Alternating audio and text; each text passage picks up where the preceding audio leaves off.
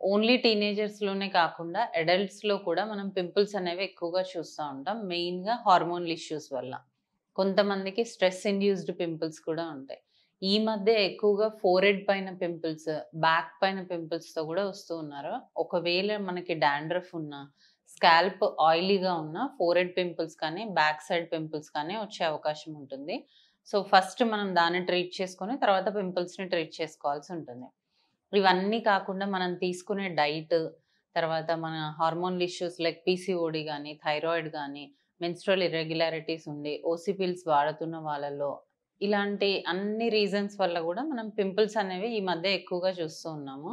So, అసలు ఈ pimples ఎలా ఉంటాయి? ఎన్ని రకాలుంటాయి? పింపుల్స్‌లో మెయిన్‌గా గ్రేడ్స్ ఉంటాయి. ఫస్ట్ గ్రేడ్‌లో ఏంటంటే మనకి బ్లాక్ హెడ్స్, వైట్ హెడ్స్ అంటాం గదా! అలాంటివుంటాయి. తర్వాత అవి స్కిన్ కలర్ లీజన్స్ కొంచెం పెద్దగా అవుతూ ఉంటాయి.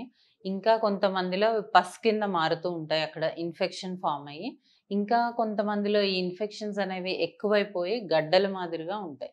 అలా వచ్చినప్పుడు మనం ఎర్లీ స్టేజెస్‌లో ట్రీట్ చేసుకోకపోతే, లేదు మనం దాన్ని గిచ్చుతూ ఉంటే మచ్చలు పడే అవకాశం ఉంటుంది. దాంతో పాటు గుంతలు కూడా పడే అవకాశం ఉంటుంది.